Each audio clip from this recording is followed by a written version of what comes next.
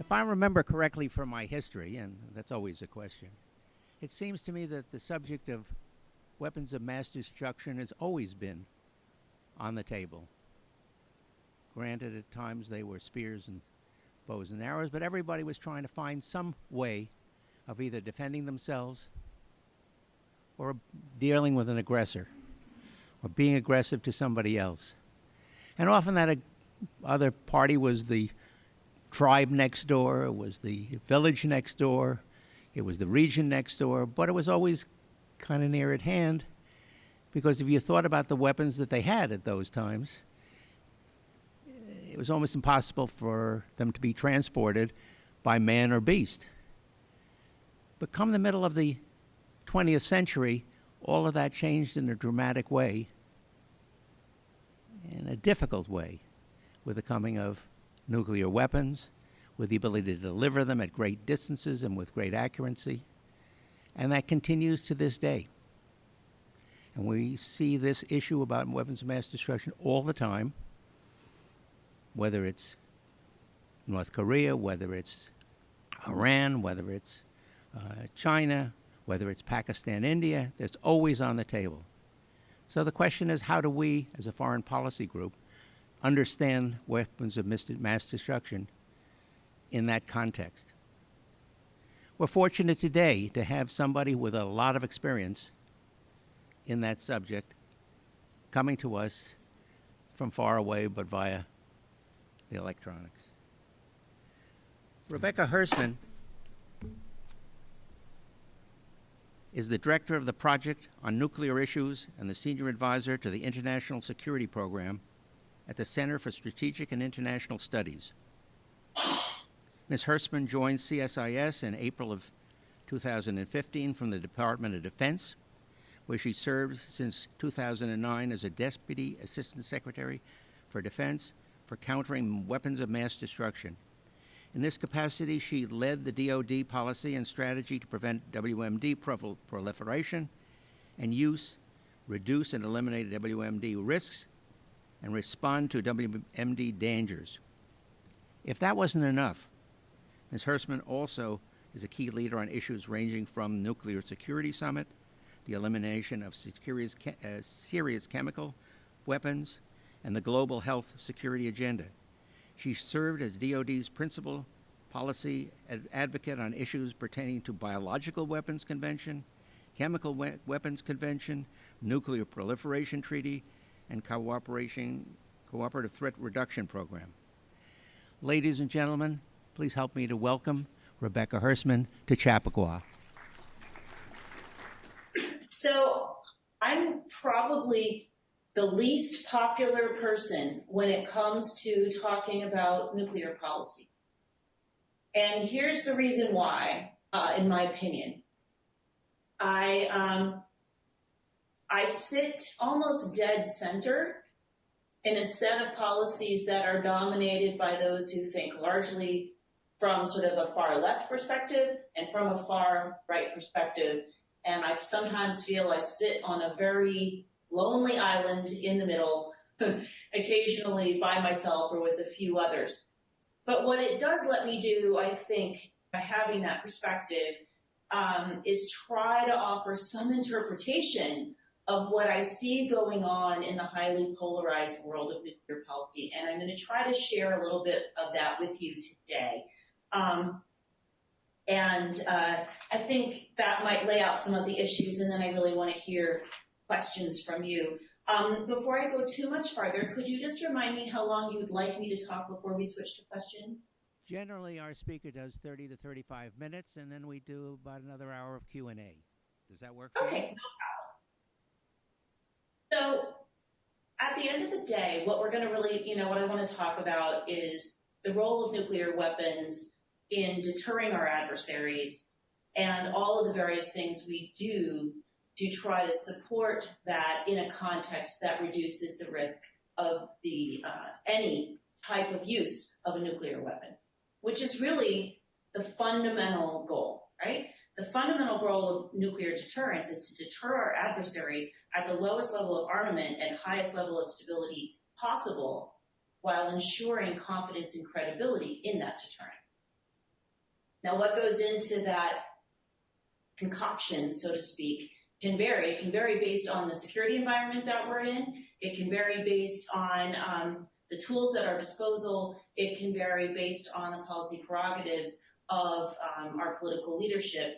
But for the most part, there's actually been a tremendous amount of continuity in the fundamentals of U.S. nuclear policy for most of the last several decades across multiple different presidents.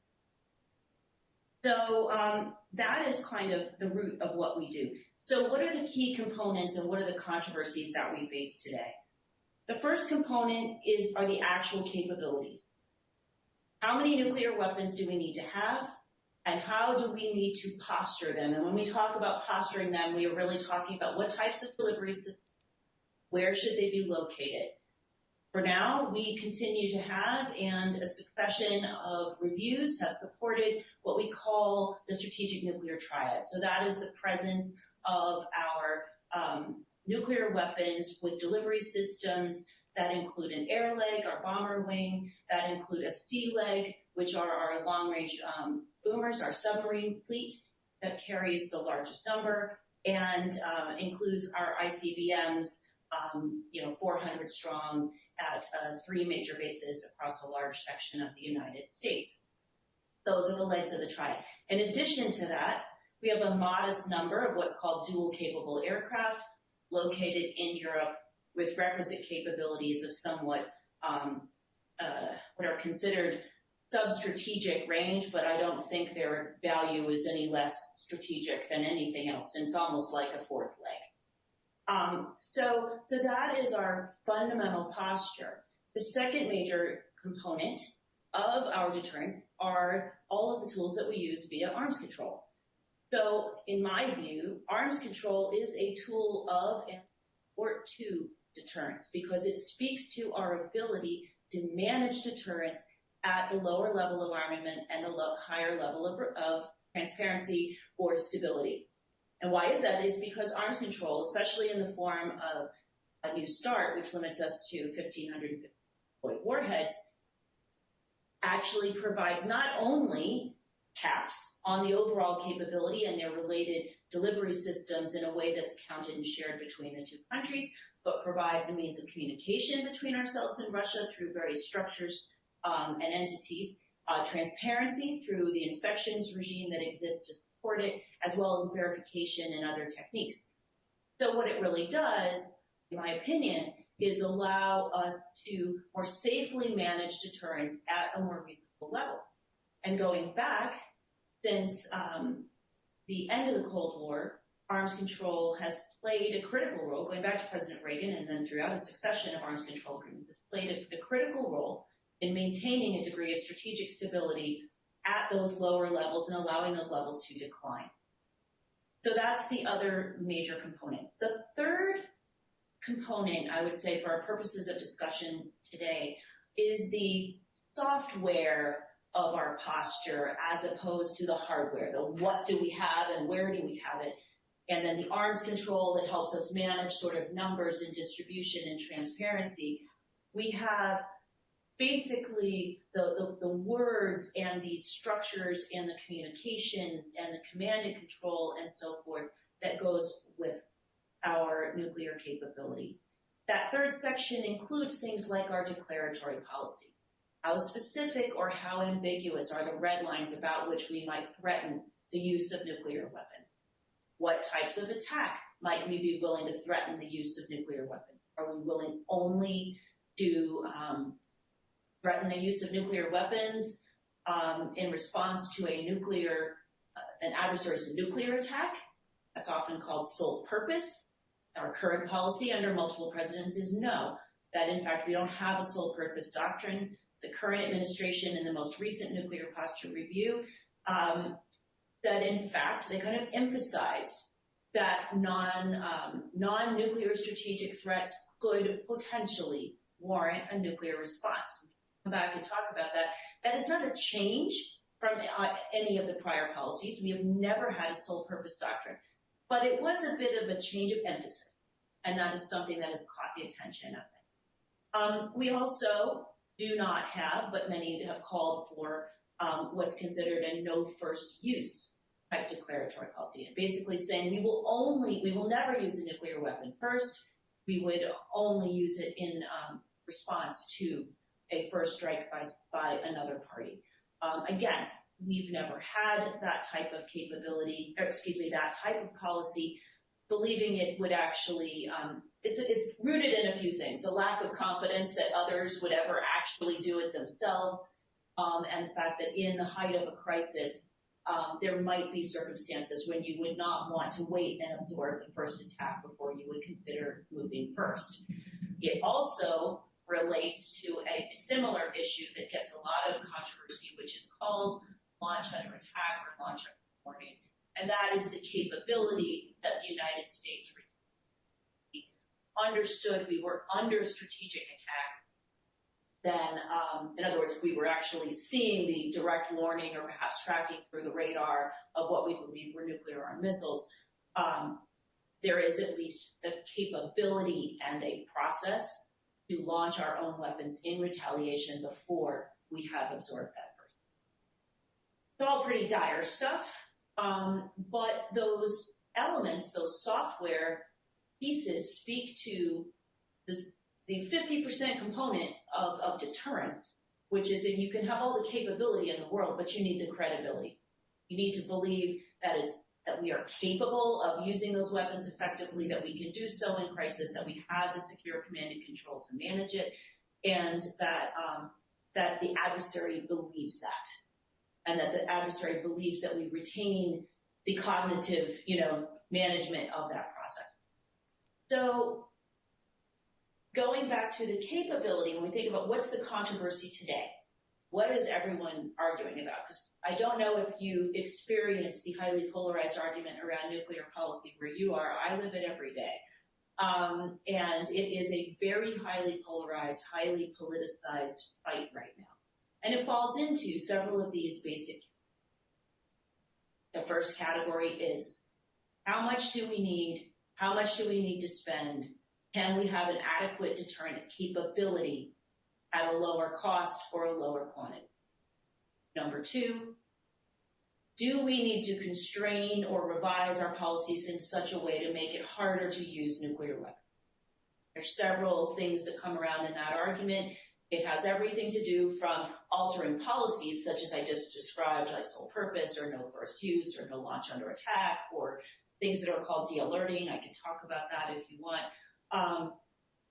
So a lot of those things, but more recently it has also actually gotten into an issue that is somewhat new, which is looking at different types of constraints, especially first use type constraints on presidential launch authority, and whether or not the ultimate authority over the use of nuclear weapons be resident solely with the president, how that should operate, and whether or not we need additional checks and balances on the use of inside our own system.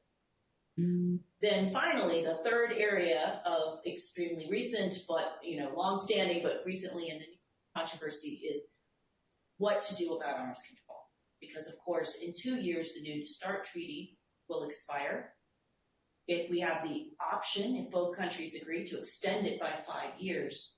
But if that treaty expires, we will find ourselves in a very different place than we've been for decades, which is in a place where there is basically no treaty-based arms control. In other words, those basic limitations on nuclear arms between the United States and Russia, there'll be no such treaty-based controls.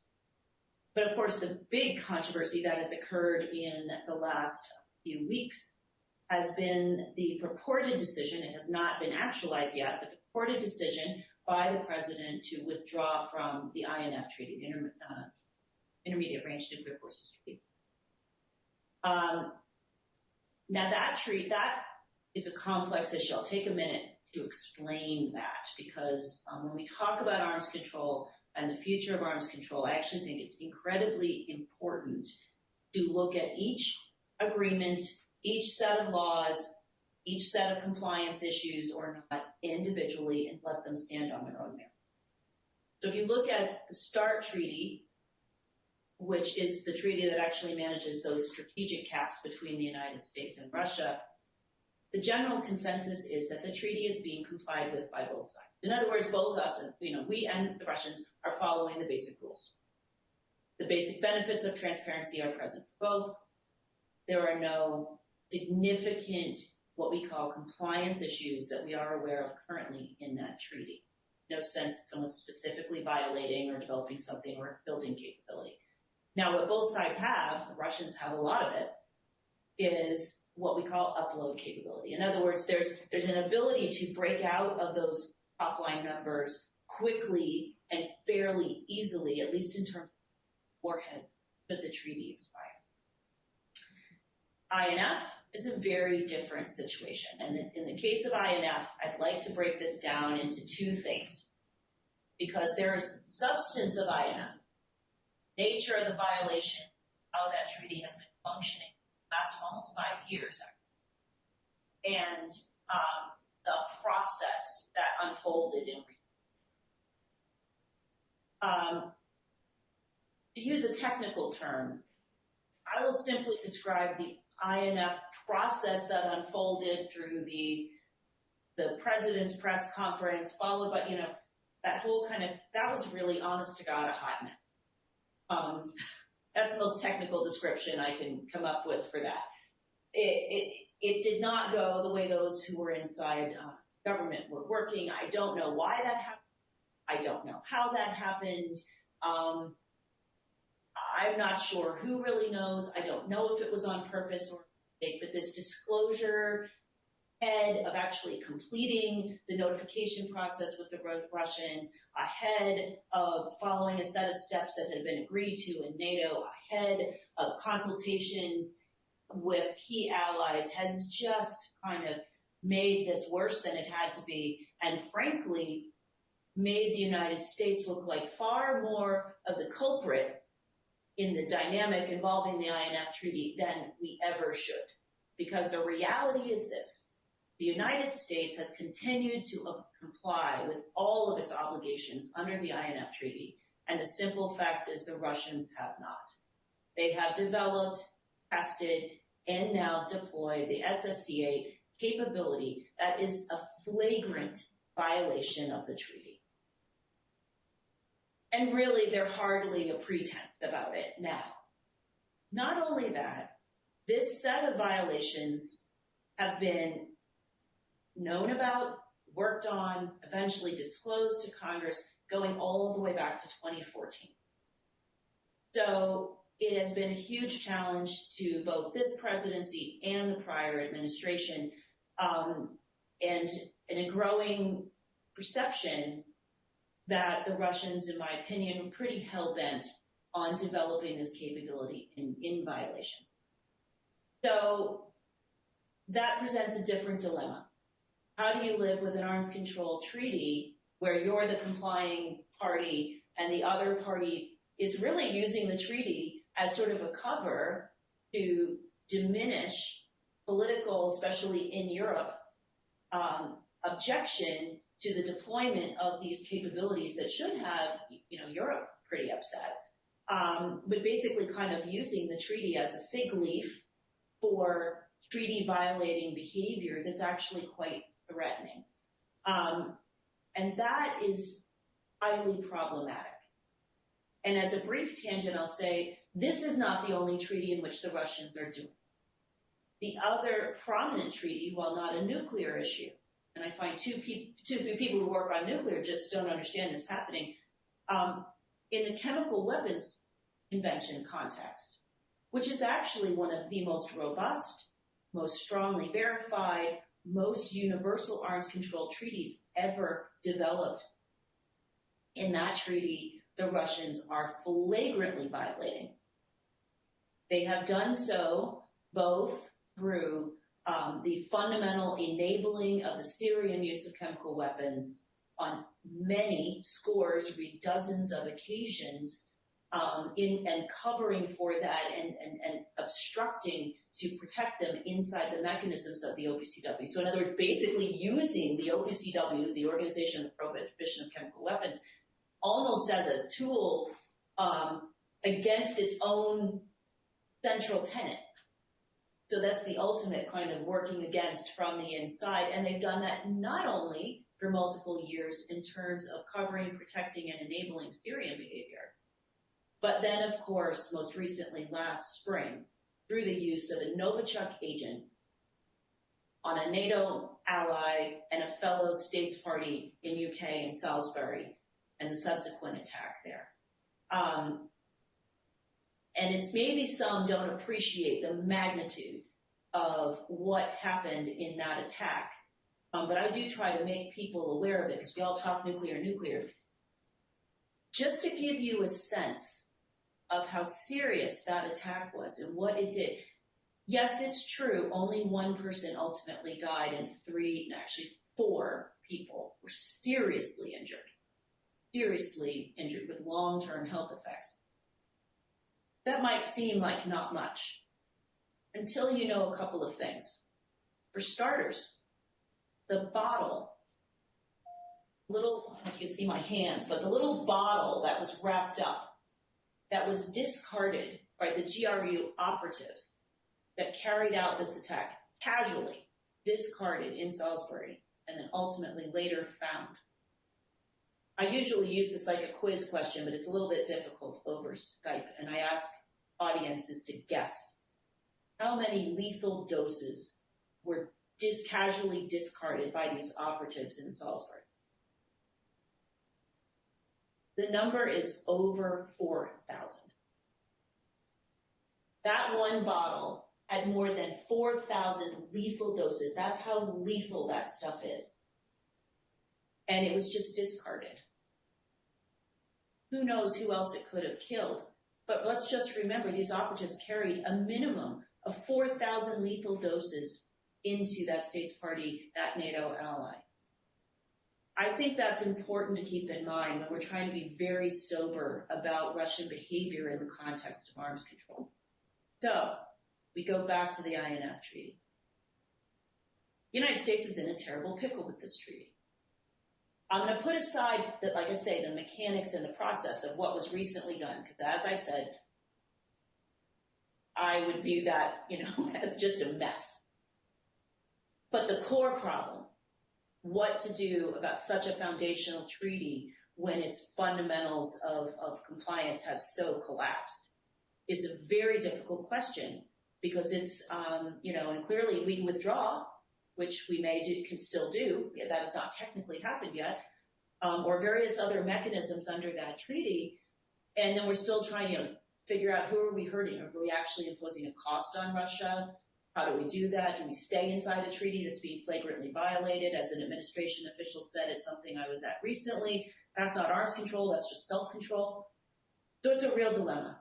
I'd be really interested in your views of what you think about that treaty and what we should do.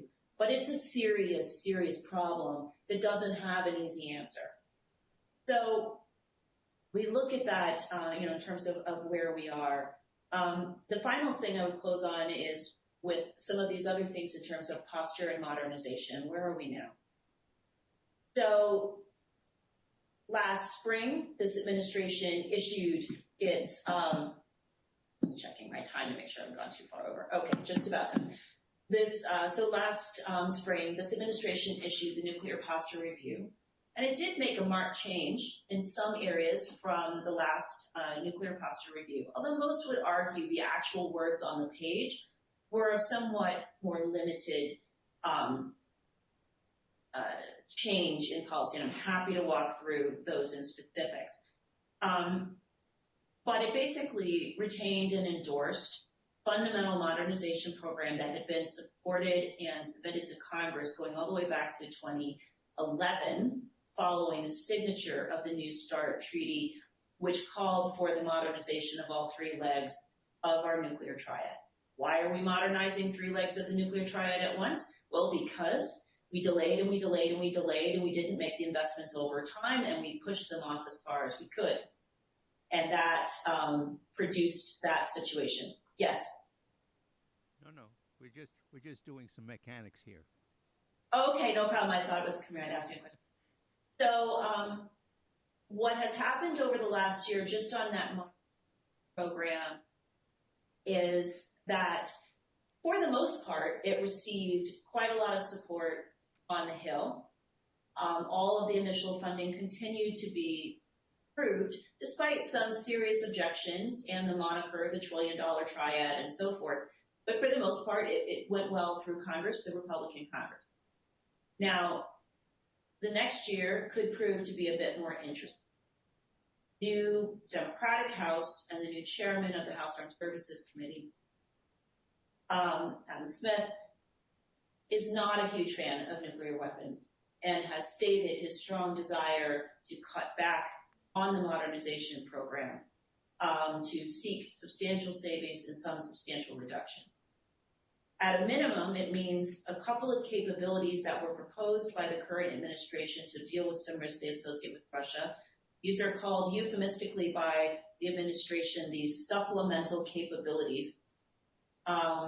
Those capabilities are a lower yield sea-launched ballistic missile capability, as well as a potential sea-launched cruise missile capability.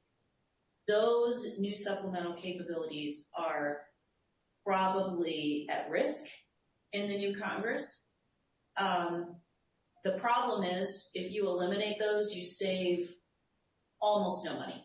So if the desire is to actually change the funding profile of the modernization program, there are no good, all the good salami slicing type options were taken in all the years past when it was delayed.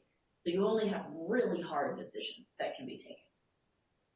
We'll see what happens. We'll see if they wrestle with that and where it ends up. But that's where they're going to end. That would be the issue on modernization. But what we will have, I think, is a much more difficult, caustic, and even more polarized debate, where on the Senate side, requisite committees have actually slid somewhat to the right on these issues. On the House side, moved farther to the left, even within their own party caucuses on nuclear issues. So it could be a bumpy ride, looking ahead on that.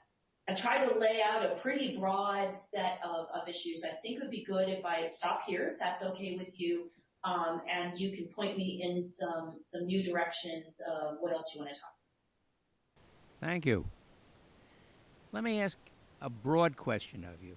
This is, as you described it, an incredibly complicated, dynamic process which we've been going through for years.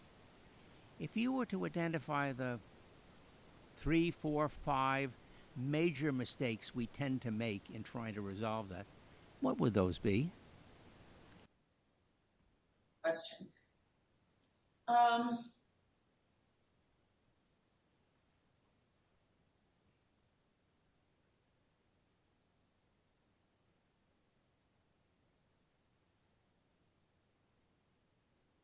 One is that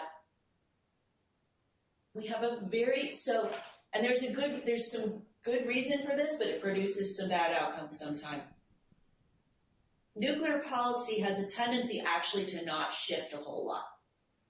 Has a tendency to kind of be like the classic, the aircraft carrier that's a little bit hard to turn. There's some good reasons for that. There's some classic reasons some people don't like, in the sense of like, oh, there's a cabal, folks in the kind of an elite priesthood that has worked on these issues for years and you keep it sort of stable. And that's maybe like a little bit true. But I do think for the most part, there's been a value of sort of stability in nuclear policy and seeing it as a set of policy and capabilities that shouldn't swing back and forth too much, shouldn't be overly reactive to events of the day, should be constructed in such a way that it can sort of see a longer vision, right? These are capabilities we build, and with the next round of capabilities have to last 70 years. These are incredibly long timelines. But what it means also is we have a very hard time recognizing and adapting to change. So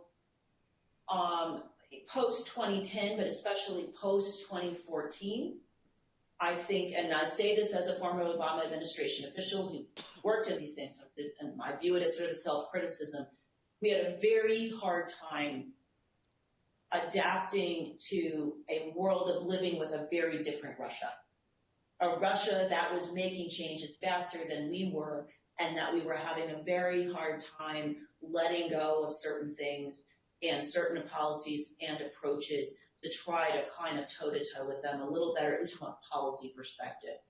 And in my opinion, that gave them a running start in several areas that are proving very difficult for us to manage. It was a little bit of, in my opinion, a little bit of denial going on there. But I think the same thing happens the other way. I mean, I think we've just struggled to be adaptive. Now, why is that in part? I think will be number two mistake we make. And it's partly because deterrence is so theoretical. It descends into being overly ideological. And I really noticed this as someone who did countering WMD and other types of arms control, non-proliferation, but even CBRN, chemical weapons, and other operation type activities that are a little more real. When I go into the nuclear policy world and kind of all the big brains that think that that's their expertise, it's very theoretical. And it's become very ideological. And as it's become more ideological, it's become more political. And that, I think, is a terrible mistake. It is really limiting our ability to find common ground on these issues. It's becoming a bit of a political litmus test, on either side. And I think that is another thing we get really wrong. There's probably others, but those are at least two. If we were to narrow our scope down a little bit and take one region, if we were to take a situation like India, Pakistan, both of which are nuclear armed, hostile countries, are we likely to see some problem on the nuclear front? And if so, are we, the United States, likely to be sucked into a situation where we have to be part of the de-escalation or some other process to deal with it? Sure. So it's really interesting because when I went back into government in 2009, for a whole host of reasons, I would say India, Pakistan, generally Pakistan in particular, Pakistan nuclear issues, were at the absolute top of the counter WMD and nuclear policy agenda for some of the reasons you just described. It was seen, I think, in some ways as one of the biggest threat areas. We were thinking about Russia, and even China, but it was we're sort of managing this, the same old sort of work. If you'd asked someone, I think at that time, what's the most likely case in which nuclear weapons get used and things go out of control, I think 9 out of 10 experts would have jumped up and down and said India, Pakistan. I think if you roll forward today, what's kind of interesting is India, Pakistan has receded a little bit from them. I'm not sure it's because their problems are less or if other problems have just gotten bigger. North Korea has surged from a fear of use. North Korea has surged forward. And Russia some believe is more plausible than others. Now you've got these multiple cases. Go back to India, Pakistan. Yes, so many concerns. Concerned about nuclear security. So not only that they might use nuclear weapons against each other, but that they might have less fully developed security systems in vulnerable parts of the world that pose a risk of a loss of control of weapons, material capabilities, or expertise, which, let's face it, in the case of Pakistan, had occurred at least in part through the AQCON network some years ago. So while that did not include actual, material or weapons, it kind of came close in terms of expertise, design, and other things. So a lot of concern about that. The second concern was, of course, we're at I think it's almost like the anniversary of the Mumbai attack. And so that idea that a terrorist attack would prompt a retaliatory response that could lead to an escalatory dynamic. Very poorly developed crisis coordination mechanisms between the two countries, very little in terms of what we would call crisis stability, transparency, things that try to help you manage things in a crisis so at least you don't miscalculate based on something else. And a lot of behavior on both sides, and I'll be a little bit limited and circumscribed in what I say, in terms of rapid, both vertical and horizontal development of their nuclear capability. What do I mean by that? Larger numbers, substantially growing numbers of nuclear weapons on a rapidly diversifying set of platforms designed from, so I mean, a lot of different things going on that are of great concern. For the most part, that fundamental concern remains, but they have had a period of time of somewhat more kind of, sustaining a measure of stability than we had seen for comparable almost decade periods prior. So there's some sense that at least from a stability perspective, they are developing some confidence, some capability in that. But you are still talking about two countries with a lot of weapons that are still rapidly expanding and diversifying. We will probably avert our gaze to these other two problems just long enough for that one to, kind of, again, rear its head. Phil, did I see you with a microphone? Yes, you did. You spoke about the fairly recent incident in the UK with a chemical agent. And one question that I have about this is why Putin, I mean, other than he's a disgusting human being, but other than that, why, I mean, he could easily have killed those two people with agents with guns or knives or something like that. Do you think he purposely chose to use a chemical agent and send in a bottle that could kill 4,000 people simply to show that he could do that? So I didn't hear the whole question. It's a little bit hard to hear. Am I correct that the basic question is what was Putin's cognizance and or strategic logic for the Skripal attack? Yeah, let me just say again, I'll hold the microphone a little further away. In other words, it would have been so easy to kill those two people using guns or knives or something, routine.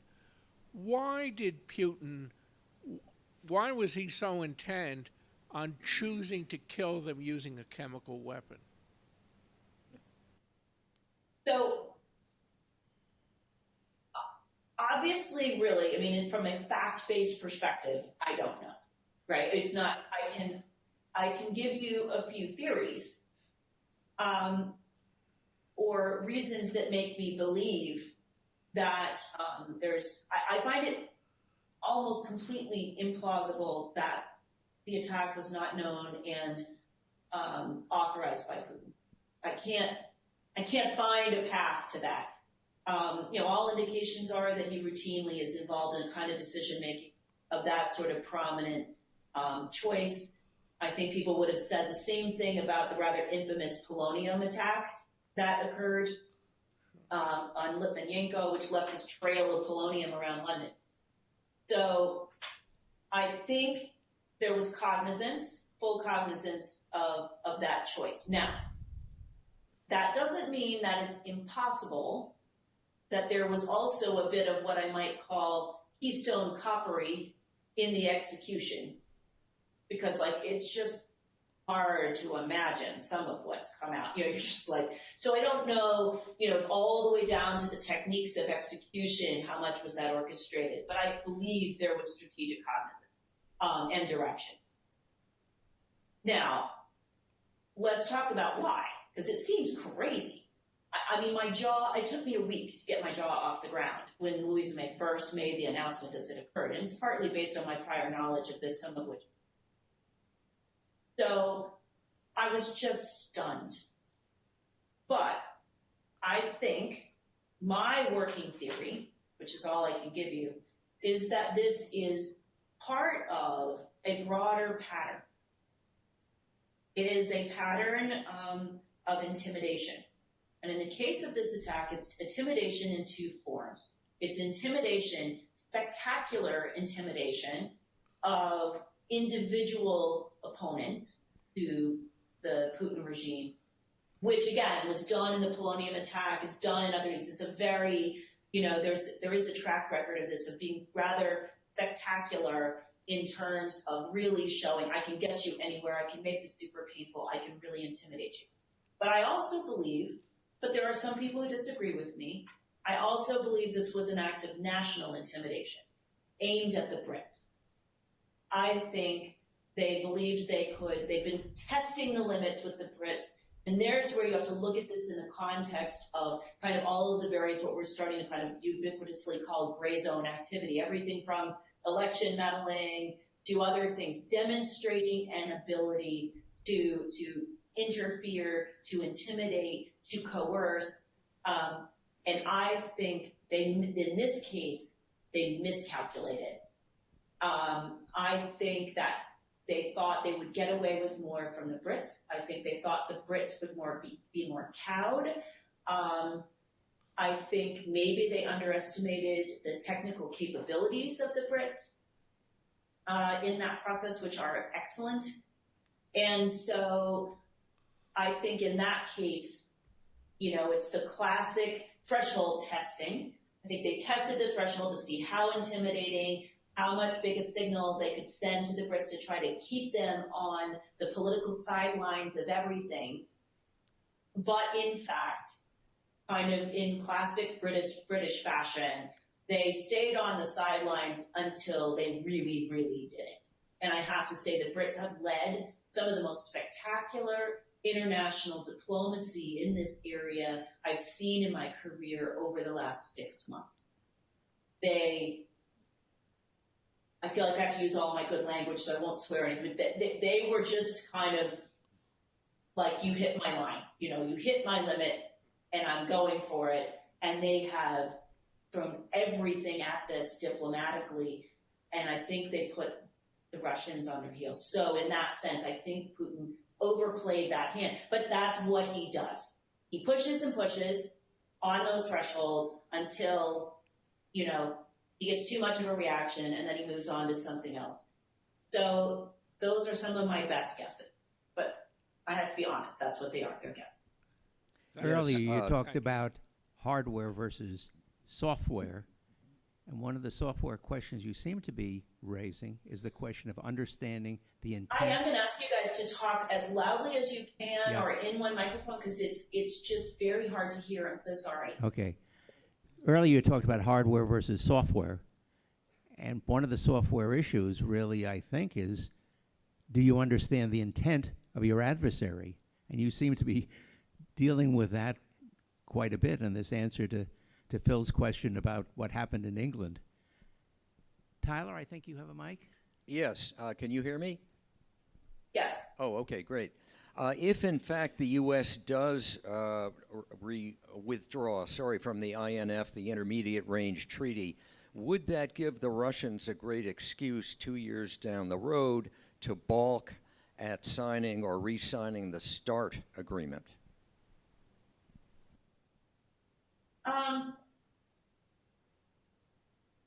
It's not completely clear, but I think the bigger problem we're having right now is, will the United States extend START? I think we are the more reluctant party at the moment, because there are several within the administration and within, again, that kind of that broad radius of view, who believe behavior under INF in particular, but contextualized, for example, with this chemical weapons problem and others, they sort of, there's a little mini coalition forming. And it's forming between the people who say you cannot trust the Russians, you have to play harder ball with them. You can't just enter, this agreement and keep giving them things when they misbehave over here. So it's kind of a certain Russian hardliner camp can pair with a certain camp that I don't think is actually that large, but one or two members of it happen to be quite prominent, but it's what we would think of as the Bolton Camp, which is one that is just highly, highly skeptical of arms control to begin with.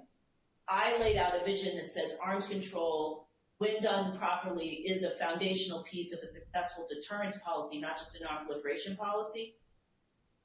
But there are some, again, I think a small minority, but if they pair properly with another group, they could really put the brakes on New START. So I think more of those concerns are there.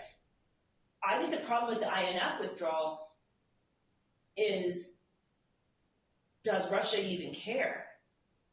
Our problem was we're staying in a treaty that, we're complying with and someone isn't. The big question is, does then Russia feel more emboldened because we're the ones who broke out? They, quote unquote, they didn't, therefore they actually accelerate. That's what I'm actually looking for.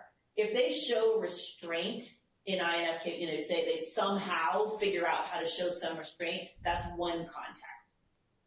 If the next few months seem to look like they're actually using U.S. position on INF as a reason to actually do more, ban, that's going to be really hard to recover from and sustain political support for New START.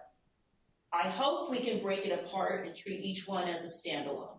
I think that's actually the best way to manage these treaties, but that's very difficult in this political environment. Don? I have a memory of 50 years ago taking a course in strategy. And at that time, of course, Kissinger and Herman Kahn were the ones that were seen to be the gurus in this area. And as I listen to you, I think not that many things have changed over those 50 years in terms of looking at the issue and considering our options, which leads me now to say that, yes, there has been some changes. One, of course, is the use of anti-missile missiles, and one has to be impressed when you watch what Israel is able to do in that area. The two questions I have, though, are, one is you talked about the political interference these days, and I see that particularly in Iraq, where governments did not believe what the United Nations inspectors and others were saying to them on the ground, that there were no mass destruction. So it's that problem that I see in the politics. The other problem I would ask you is, when does the internet become a weapon of mass destruction? If you see, for example, that now we could perhaps close down many of the electrical supply in America and other things, and we have a president who doesn't believe in global warming. He probably doesn't believe that these kinds of issues are are worthwhile looking at. That is the use of the internet in the way that can be used now as a weapon of mass destruction. So I had two questions. One is the political interference, and the other, of course, is when will the internet be seen equivalent to the nuclear bomb threat? And just because it was a little muffled, I just want to be sure, was it when you said, when will something be seen as a weapon of mass destruction, was it, did you say the internet or cyber? Internet. The internet, like cyber, right? As cyber war. Okay, I just want to make sure.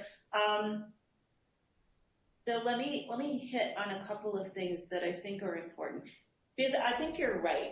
The fundamentals of deterrence haven't changed, right? I mean, that's why it's actually can stay pretty stable.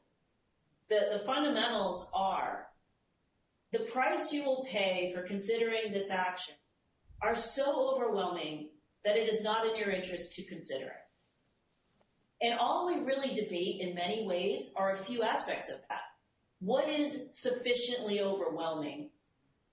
And what is so overwhelming that you can't consider, an adversary can't consider certain types of things. Your goal in deterrence and maintaining a nuclear arsenal is to really try to take the homeland off the table. That's really how we think about it.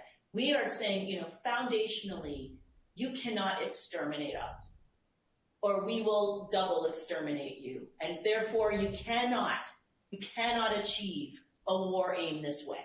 It is impossible, right?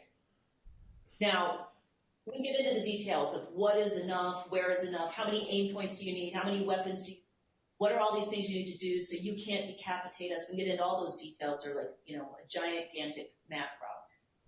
But the principle stays the same. So let's go to what's different. And I think this gets at exactly what you're talking about. There are a few things, I'm going to say three, there's probably more, but I'll say three that I think are really challenging us. And these are not going to get easier. Number one is multipolarity. It's one thing to design everything in USSR, now Russia context, and be like, okay, I'm going to focus on my credibility towards you. I'm going to focus my capabilities towards you. You are my problem. I get it, and all my resources are going to that. All my intelligence analysts are going to that. All my language experts are going. And we know we have to work on it, but that's not our world. So the perception of what is credible, the perception of how deterrence works as a psychological game, how it works in the mind of a Kim Jong-un versus a Putin versus a Xi versus is really complicated. And so multipolarity is really challenging things and making our resources, both human and otherwise, fight with each other as we try to figure out how to do this. Because at the end of the day, we can only have one nuclear posture, both in words and stuff, but we've got to make it work for these variety of circumstances. So that's very challenging. The second is actually something that is a huge problem across non-proliferation, arms control. I actually think it is one of the biggest problems we are facing, and we understand so little of it, but I'm living with it every day. It is the inability to define truth and fact. This is where I would separate cyber from the internet. As I said, I work also. I feel like I learn a lot that my colleagues who only do nuclear don't see as much. You would not believe the power of disinformation, lies, false information, the various threats of false flag threats and so forth that pervade that entire issue, partly fueled, not exclusively, but very effectively leveraged. The Russians are phenomenal at that. It is amazing the way that they have funded these hot cells of disinformation and conspiracy theorists across that whole issue space. It's, to me, is one of the most frightening aspects of what is going on, because what's credibility? Like, credibility has to be connected to truth. You have to believe something is true. I was touring in Germany, okay? Like, not Russia, Germany. And I was explaining certain things about these chemical weapons. And over again, I would have someone stand up in every meeting and talk about, but I saw on the internet, that such and such is a lie. And spouting conspiracy theories back at me. Even though when I would talk about, say, for example, the number of chemical weapons attacks, I would talk to the 106 attacks that were vetted by a 6-month BBC, assessment, or the 80-plus attacks that were assessed in a rigorous analysis of the Human Rights Watch, or the 56 attacks that were assessed by and announced as being specifically tied to Syria, coming from our representative at US-UN. And they're like, but I heard this guy who said, baloney. And that one piece of baloney has as much weight as, all this expert analysis based on data, blah, blah. Well, this is really hard in non-proliferation and other things. There's some really interesting studies in this regard. A recent MIT study did some work and basically found that a lie on the internet spreads more than 10 times as fast as any item of truth. I don't really understand why, but the internet just loves lies. Like, it's crazy. But if you work on one of these issues, you live it. Another one would be an example, again, I'm using a chemical weapons example, but I think it totally applies, or will find its way to nuclear in even more dangerous ways. So there's this guy, there's a doctor who calls himself a cardiologist. I refuse to give him the credit of thinking that he's a real doctor, in Switzerland.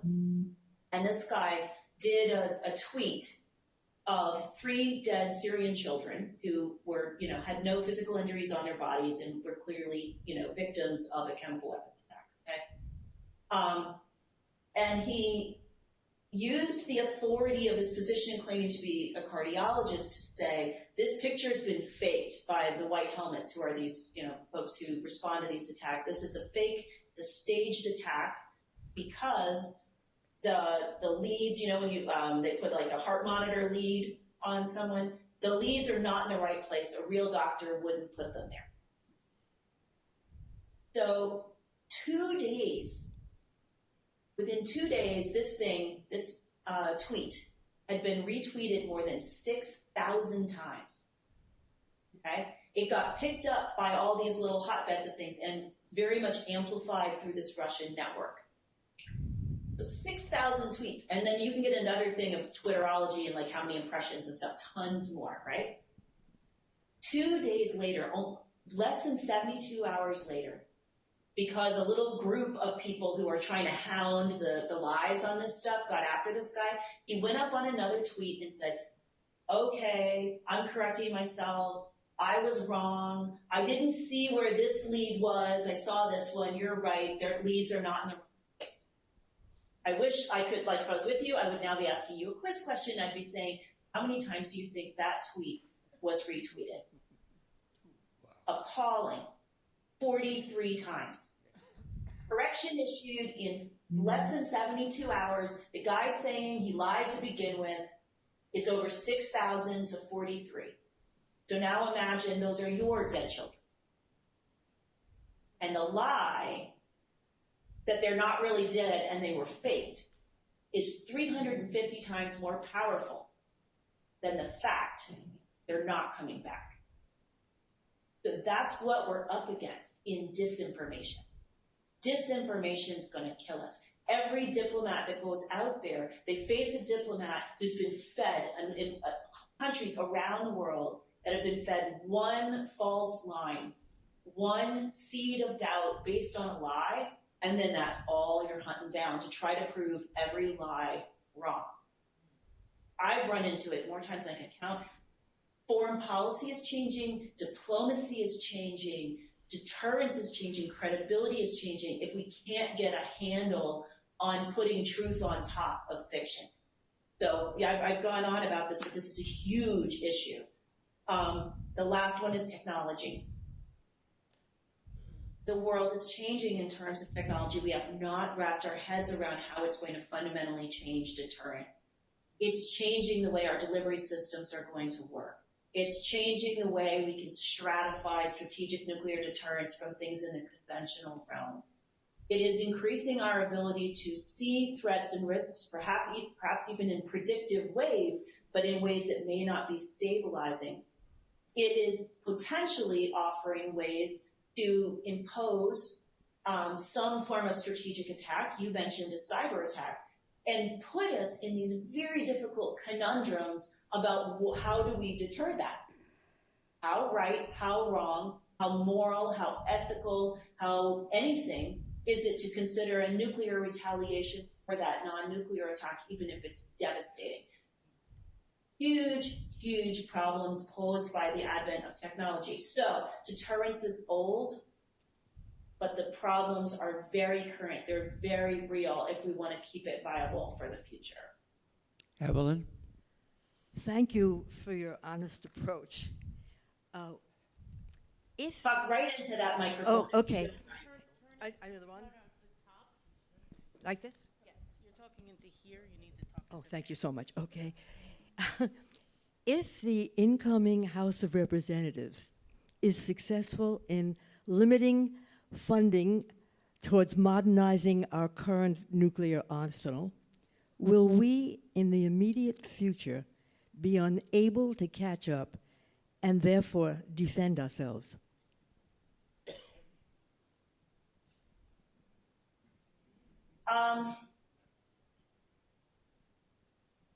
So I talked about how I live on the island in the middle, right? So one of the things I don't want to do is I don't want to be alarmist. I do have some very sincere concerns, and the problem is we won't feel that effect immediately. The problem is it's a set of concerns we will pass on to our children. So most of our replacement systems have to begin coming on in the late 2020s, roughly. Okay, I'm just running it together a little bit. Those procurement decisions have to be happening now. We've run out of wiggle room. If you can take away money now and add it later, if you want to continue to do that, but you'll produce two problems. You'll actually increase the costs even further through that disruption, and we will create gaps down the road where certain capabilities go out of service before the new capabilities come into service. We're at risk of that in some areas already, especially in the ICBM leg, but also with the boomers. The schedule for the sub replacement is very tight and very extended, and they're very expensive. So I sincerely hope we don't do that. I happen to be I'm a strong supporter of the modernization program. Yes, I understand it's expensive. I also believe it is amortized over a long period of time. I believe we have delayed this investment too long. I have sat with our forces who, participate in those missile fields. The ICBM fleet needs to be replaced. It does not need to just be extended and decremented. I don't want to see our failure rates raising in these areas. I'm just not comfortable with that. I'm not comfortable with a U.S. nuclear arsenal that is, and I'm not talking more explosive, more capable, more diverse, like a growing nuclear arsenal, but I believe what we have needs to be modern, effective, secure, responsive to the needs, and we cannot any longer do that without modernization. Full stop. So the problem is the gap won't happen immediately. The gap will happen down the road. It will put additional expenses on the next generation or the next group or the next administration. It will put additional risk on them. And I do believe if for any reason we make the decision that we don't want the posture that we have, we don't want the force that we have, we don't want the capabilities we have, we need to make that as a decision and not just trick ourselves into disarmament. That is not who the United States should be as a nuclear power in my opinion. Dick? The modernization program is one that I was going to raise. Good to have heard your response to it. And the next thing I would like to say, preparatory to asking a question, is that we've talked more about Putin than we have Trump. And that Trump, as a person who is conditioned, I think, to bargain on all issues,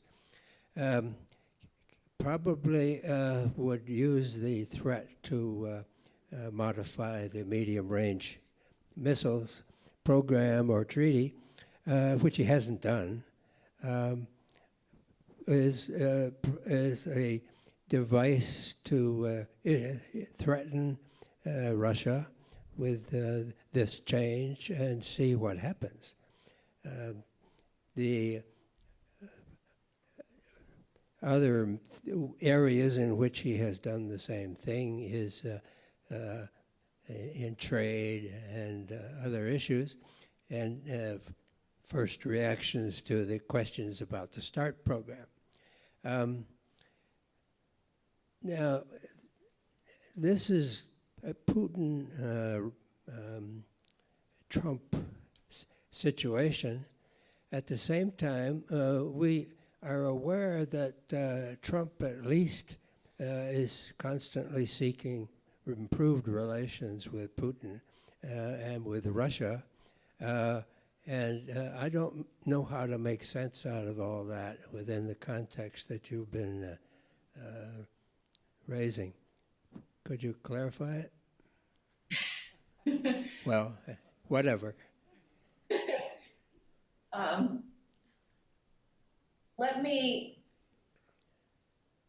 So I try, as I sit on my island, even though I have my own very strong opinions about certain things that are unfolding in our political environment, I do kind of stay away from it as much as I can because I try not to contribute to being too political on these issues.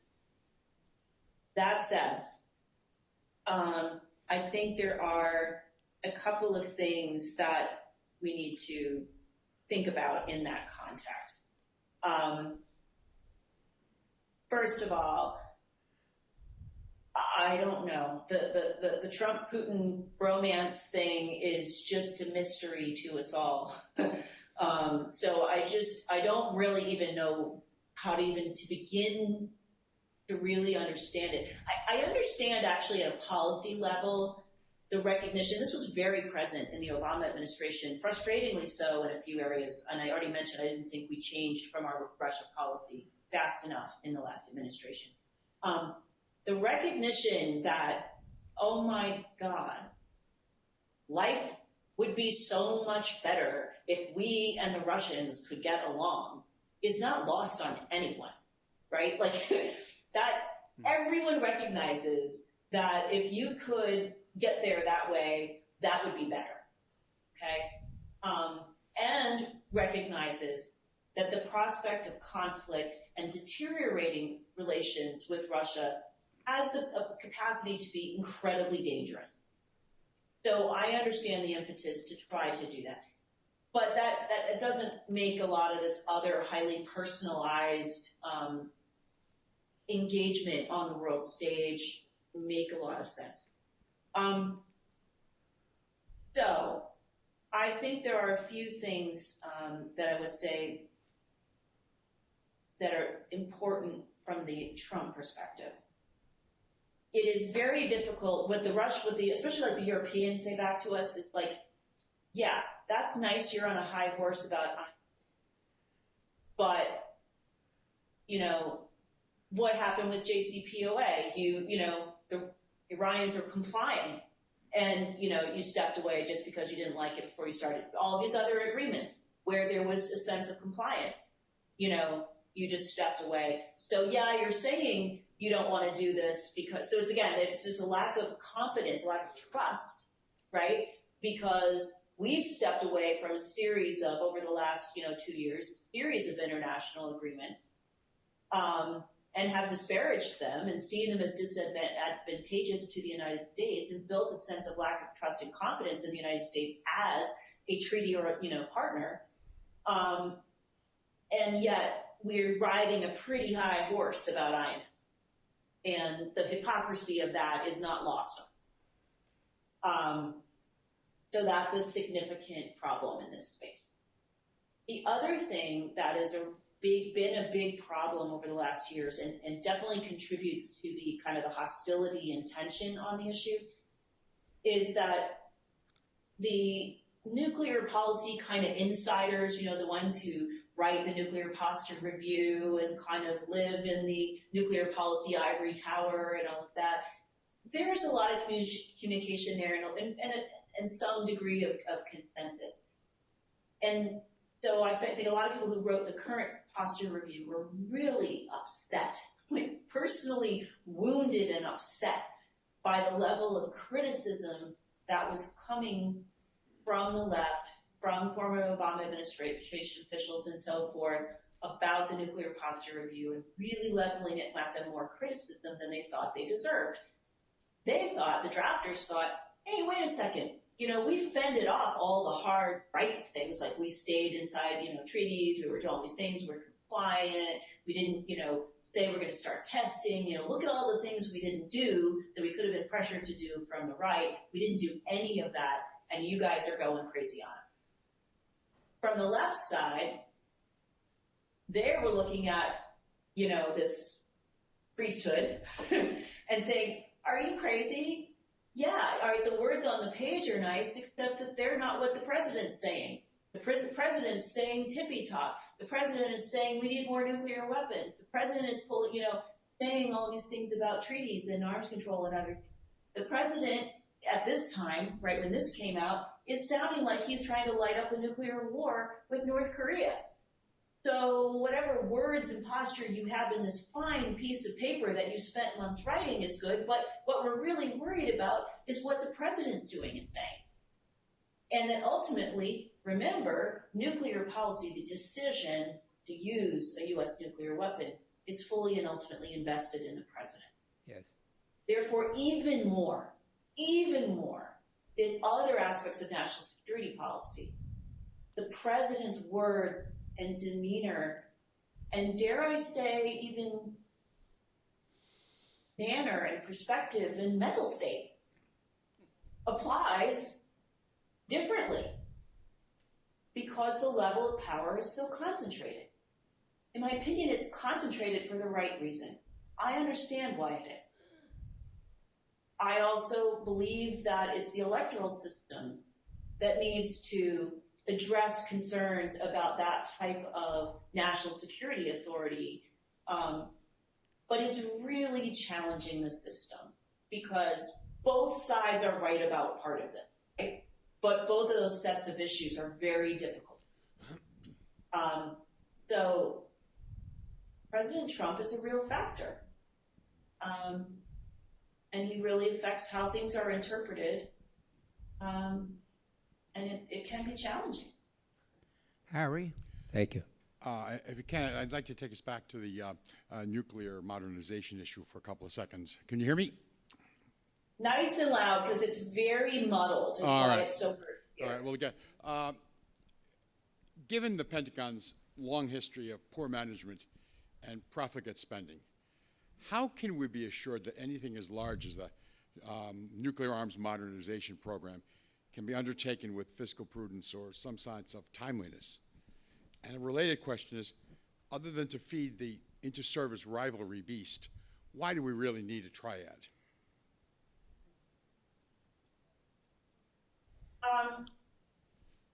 Okay, so the first part of the question was how can we be confident that this won't sort of run off the budgetary rails, right? And the second part was, if I reframe the question a little bit, how much is inter-service rivalry to blame for the diversification, the way we design our triad as opposed to other more logical considerations?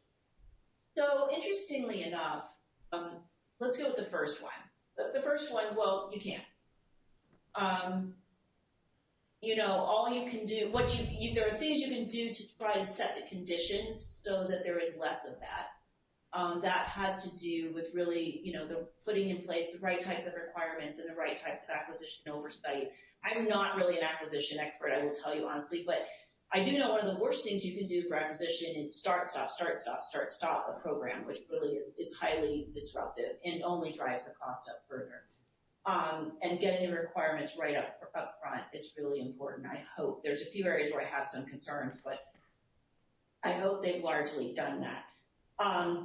I will say, especially in the case of getting the submarine back online on time, and in terms of the bomber, there's huge incentives for a whole lot of reasons inside the military and inside the services, the Air Force and the Navy respectively, to really stay after those programs because they actually are like among their super big buys. the bomber is obviously a dual-use bomber, and they need it for a whole variety of things, nuclear capability. And then, the sub is, really like the biggest thing going on in the Navy right now. So they are highly incentivized to stay after those to get a successful outcome, and they are on very tight timelines. So, we have to hope. The ICBM thing is a little more complicated, and I think it's the bogey most. Anyone who's trying to go after something, they tend to go there. I honestly don't. On inter-service rivalry, I really believe that plays out a lot more on the conventional side.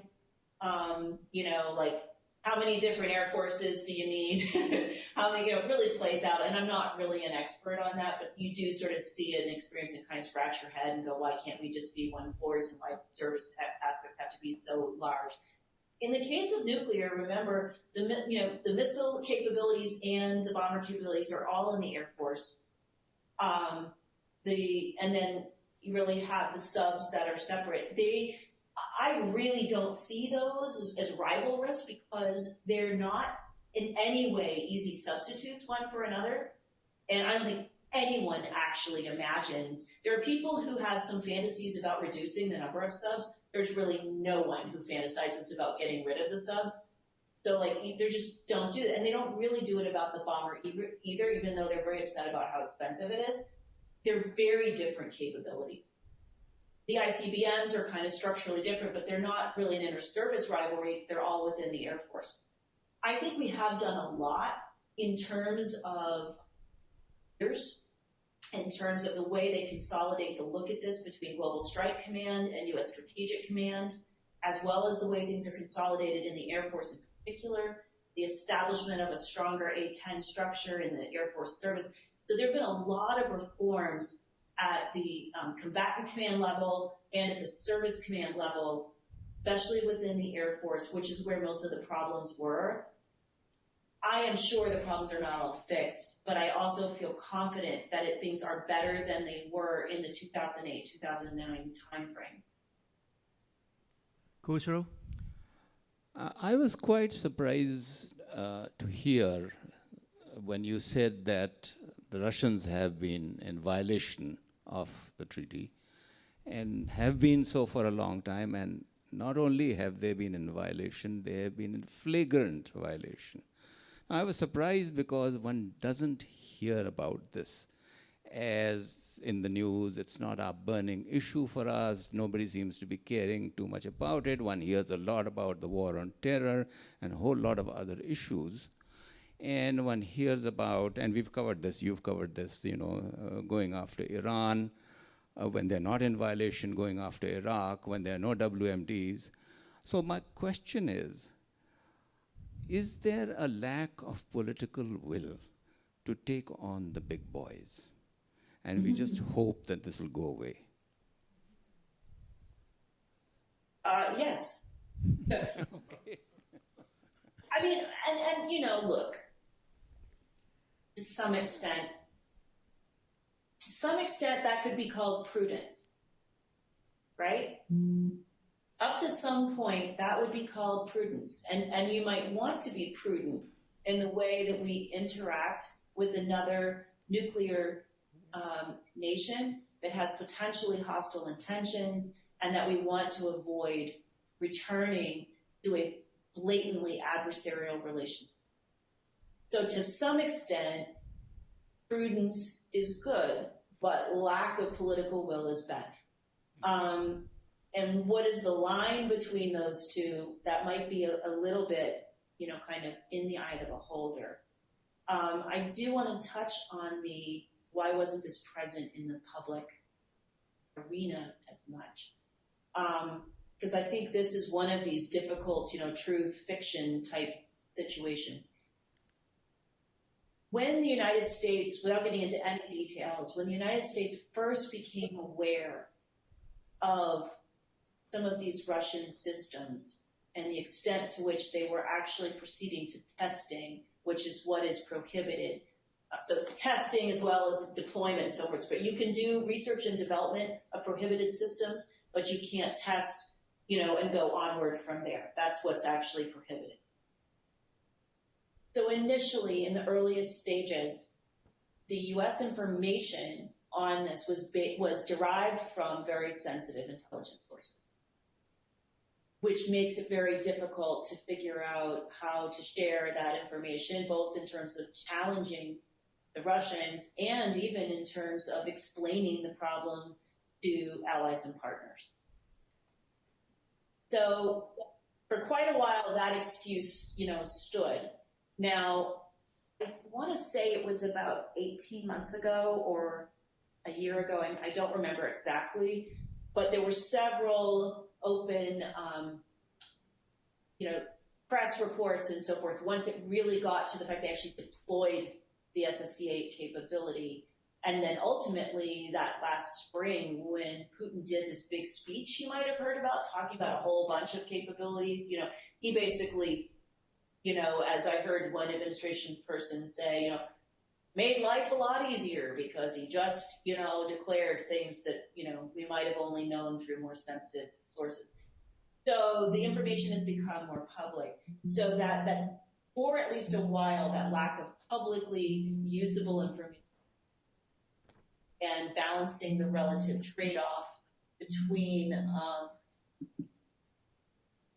preserving, sources and methods and using the information to build support and in opposing the Russians on this was very much in tension. And those are tough calls. Marla? You haven't mentioned biological weapons at all. Are they wrapped up with chemical weapons, or do we have separate protocols, and how effective are they? Sure, happy to touch on that. Depending, certain aspects of the international frameworks and conventions that exist on the biological side are similar to, and in some cases overlapping with chemical, but largely they're separate. And there's a few different things that might get into that. So on the chemical weapons, it has a much more robust treaty. The Chemical Weapons Convention is among the most robust, most universal, and especially robust in terms of detailed verification and export control. There's really no other treaty in the arms control arena that has as much detail as it does in terms of verification. So nothing in the biological arena is similar to that. The Biological Weapons Convention does not have a verification protocol of any kind, partly because it was just seen as like too hard, or just couldn't think of ways that you could successfully impose verification methods. And that just has to do with how small something could be, how difficult it would be to detect, and difficulty getting political will.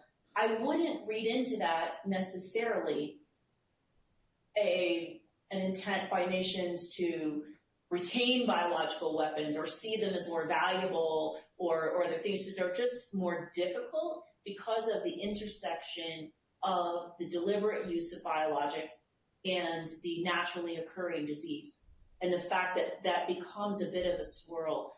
Increasingly in the world of biological threats, we've moved in a very different direction over the last 10 years or so of being what we call more health security focused, and trying to recognize that biological threats can challenge our civilization even at the high end, or certainly pose serious national security threats, whether they are naturally occurring, like think the Ebola outbreak, or if they were introduced deliberately through like an act of biological terror. And either way, most of the responses would have to be similar. You would still need to, rely on technologically and training-wise most of the same capabilities. So we've moved in that kind of a more universal type approach on that.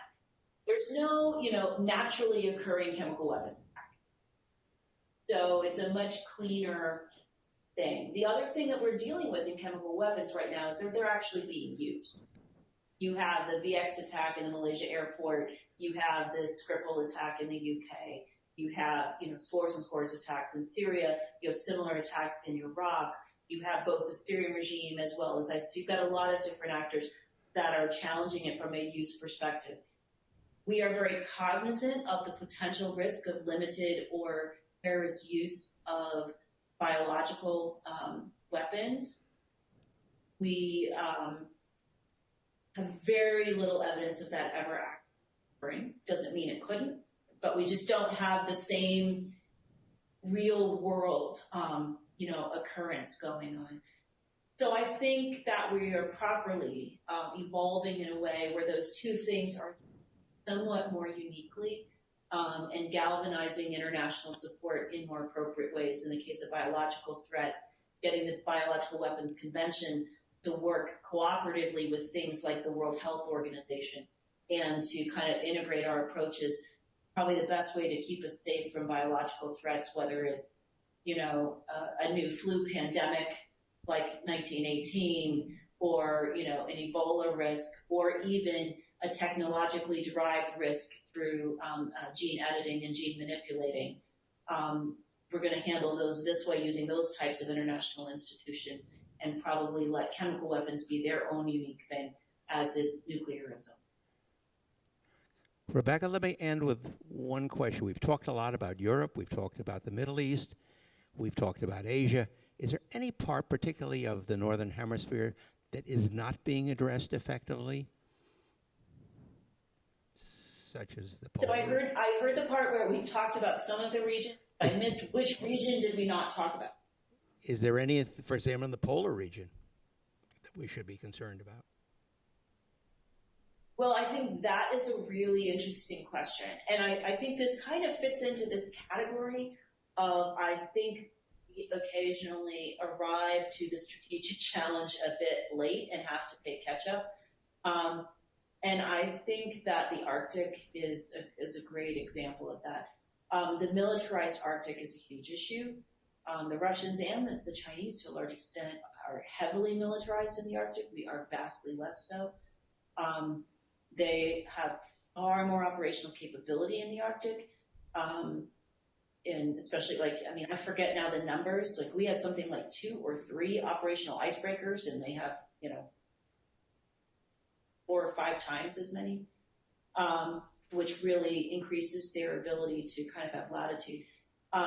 The other thing that the Arctic is presenting, we've always had kind of going back to Europe, but like a NATO flank challenge, like in other words, those NATO allies that look southward say, we see our problems coming from here, and those that lie to the east would say, wait, we see our problems coming from here.